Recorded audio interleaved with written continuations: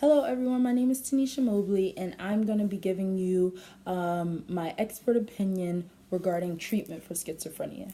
But first, I'm going to just give you an overview.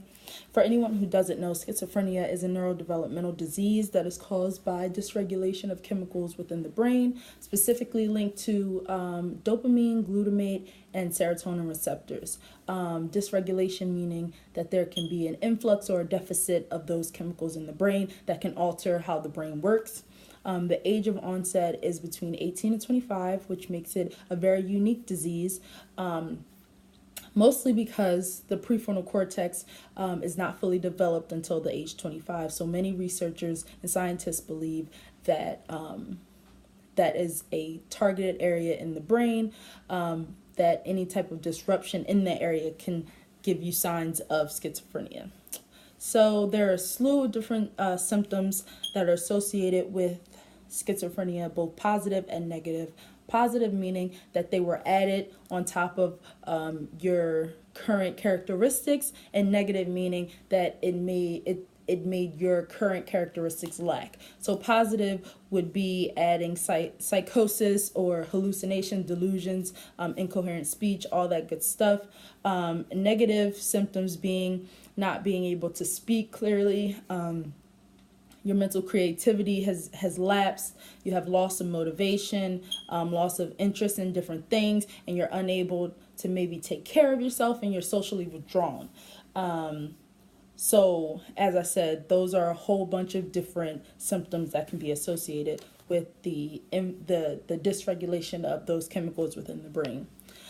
Specific areas that are targeted by schizophrenia are the prefrontal cortex, which is involved with our sensory and association and auditory properties in our brain, the hippocampus and the parohippocampus gyrus, which are involved in our limbic functioning. So being able to move our hands, our head telling our hands where to go, our legs when to move. Also, the basal ganglia, which is involved with telling our prefrontal cortex and our cerebellum, they communicate with each other, as well as the thalamus that's also involved in the limbic system. So, as I talked about the neurotransmitters that are involved in the brain, it's a dysregulation which causes this schizophrenia. It causes different symptoms that based on each of those neurotransmitters. So you have the dopamine receptor dopamine, which is a part of the reward and pleasure center. And then you have serotonin, which helps you to regulate your emotions and feel emotions. And then you have glutamate, which is also something to do with your emotions. So having a deficit in those or having too much of those can alter your mood and can cause mood swings, which is one of the other side effects of the later drugs that I will talk about. So as far as treatment goes, there currently is no cure for schizophrenia. However, they are still trying to test for drugs that may reduce the symptomology. So because there's no cure, the next best thing is to go ahead and try to cure whatever the symptoms are associated with that disease as a way of getting closer to finding a cure for that disease. So we have our first generational antipsychotic drugs, and then we have our second generational. So the first generational are called the FGAs, and then the second are the SGAs. So the FGAs, they had a whole bunch of issues with them. Number one is they had what we call EPS and TD and NMS. Those three diseases or disorders were drug induced. So the FGAs caused you to have severe side effects, which we call a drug induced disorder, on top of you already being diagnosed with schizophrenia. So TD is an association of movement of your limbs. So you're impaired in how you move. You may have rigidity in your arms and your legs, not being able to move how you would like to. Extrapyramidal reactions, which is the EPS or acute extrapyramidal reactions, is associated with schizophrenia as well. It has a number of different areas. one of which is anxiety that you can see through restlessness, pacing, rocking, obsessive compulsive actions, which is all things that we see with schizophrenic patients or those suffering from schizophrenia. Involuntary muscle spasm. If you have bizarre postures in the way that you sit and the way that your arms and legs may lay, that is also a side effect of an FGA. As I explained, the NMS is the neuroleptic malignant syndrome, which is also a drug-induced disorder, which is a side effect of the FGAs. It can alter your skin pigmentation, permanently impair your vision, give you an allergic reaction, or you may have hormonal imbalances or impairments.